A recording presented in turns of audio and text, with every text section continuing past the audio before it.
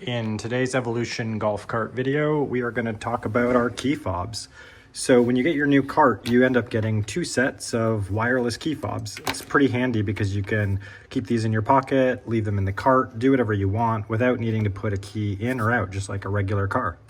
Now, when you first get your keys, you might realize a couple things. One is there's a big button on it, and when you push it, a blue light comes on and it does absolutely nothing. That is apparently normal. That blue button does nothing. It flashes a little light, and that is all it does.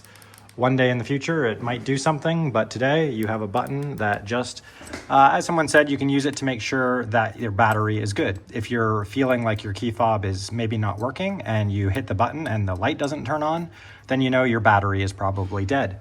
And in this video, we're going to open the key fob up and look at the type of battery and show you how easy it is to replace it too. The second thing you probably noticed about your keychain is they don't look as cool as mine do. They came with a really cheap synthetic leather looking strap on it and a tiny little key ring. And I just felt like it made the keys look super cheap. And if I wanted to let a friend go take it for a ride, I felt like it really cheapened the experience. So I spent a little bit of money on Amazon, and I'll give you the links to these 2 keychains. So I found these Carhartt keychains actually fit really quite perfect. They're super strong. The snap is really secure. They come with these little clips so you can hook it onto your belt if you're walking around or clip it into something. And I thought that these were a little expensive, but for what you get, a high quality upgrade. I'll give you the link to these in the description in this video if you wanted to do the same upgrade yourself. It's pretty straightforward and easy, and I just added the glove box key on each to the ring underneath. So that is what I ended up doing to try to make it look a little bit more high quality. Now, if you do end up ordering these or wanting to change your battery, you will need to take off the cap because this was just a little bit tight to be able to slide through the open hole. So we have to take the cap off, and I'll show you what it looks like afterwards, and we'll look at the battery and how you get this new Carhartt keychain on. All you really need to get it open is a small Phillips screwdriver, and you'll undo the 4 screws on the back. So once you undo the 4 screws, the cap will just kind of come off, and then this metal brace will slide out of some grooves and give you a little bit more space. So if you do end up going for these Carhartt keychains, you need to dismantle the keychain just for the very first time you do it, so you can get that, undo the snap and pass it through and snap it back up. And then you reassemble it once it's together.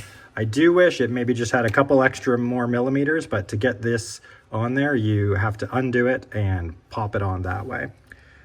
After that, you can kind of see what's going on the inside.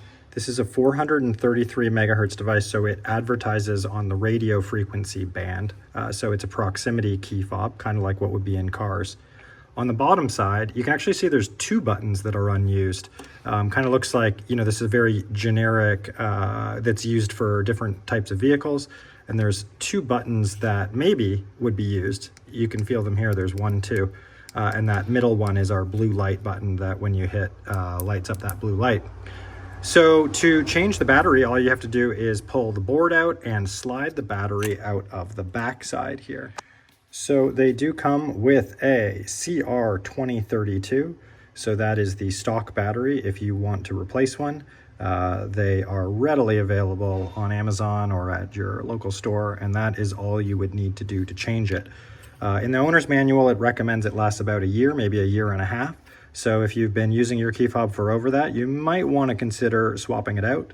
I always say to go for a high quality brand when you're doing this so you don't have to do it again. Don't get the cheap ones. So to put it back together, you just do everything in reverse. So let's slide the battery in. We will stick the motherboard, the board back into the slot. Take the alarm part and stick it inside the plastic. Take your metal area and kind of slot it like this.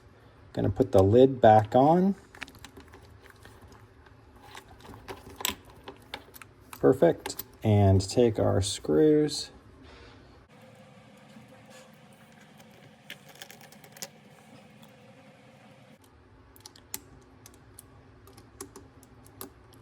Don't go too tight, just a little bit there. All right, check the button again, still flashes blue. And there you go. And that is an overview of the Evolution Cart D5 key fobs.